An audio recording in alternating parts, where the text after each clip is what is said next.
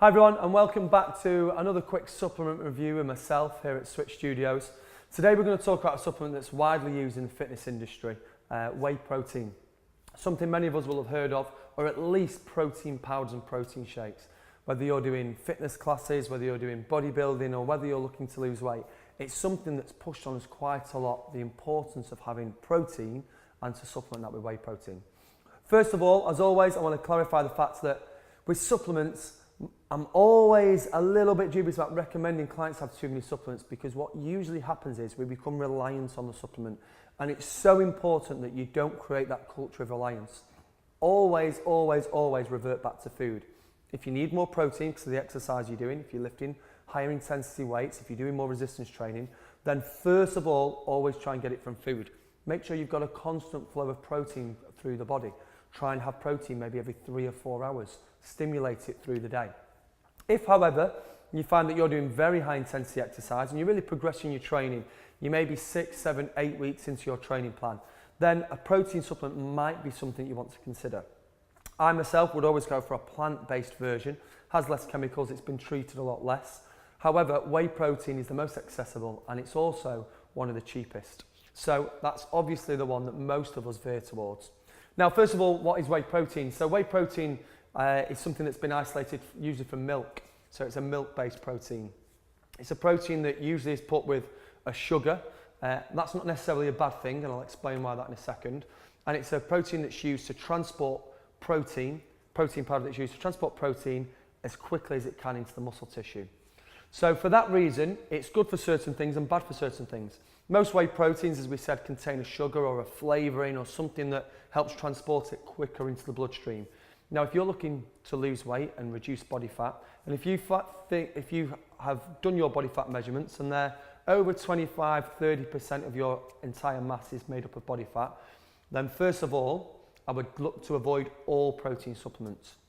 We shouldn't need to put extra protein into the body. Your body has excess fats that it can rely on, and it can use those fats to burn off as energy, and you should be getting enough nutrition from your food. If you've got that lower body fat, or if you're really looking to intensify your training, then it's important that you use whey protein in the right way.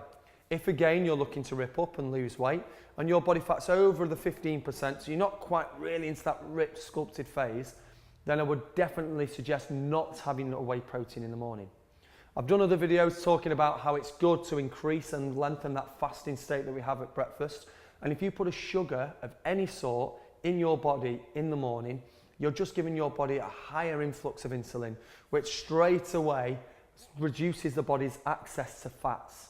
And remember, essentially, if you're looking to lose weight, really you're looking to lose fat, not weight.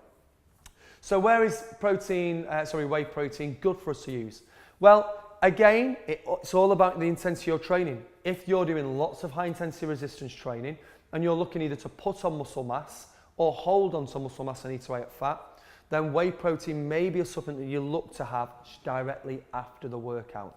Because it has a sugar, that actually has a benefit to the body after a workout. After a workout, you're like a sponge. Your muscles want to absorb nutrients and they want to absorb protein and they want to get repaired.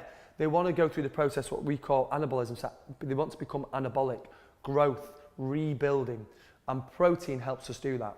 Whey protein in particular, and I'm talking about a good high quality whey protein, not some cheap rubbish that's now so cheap and it's just made full of chemicals and it doesn't have a very high protein uptake at all. I'm talking about a very high quality grade protein.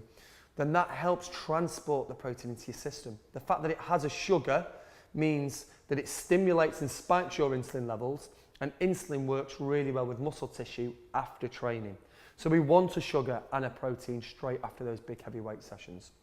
So the final thing that we want to kind of touch on is which whey protein is best. Now, there are an unbelievable amount, unnumberable amount even, versions of, brands of whey protein. Now, I'm not going to endorse anyone in particular because we're not sponsored by anyone here at Switch and we're not looking to do that whatsoever. However, what I would ask you to do is get onto some forums, have a look at other people who are in your field who are tried different protein brands out. There's a couple of things, first of all, to consider with whey protein. One, a high grade quality whey protein will be absorbed better by the body. It will also have a higher level of amino acids and its profile, its nutrient profile will be much better. So it's always better to pay that little bit extra and use a product that you're going to get more from.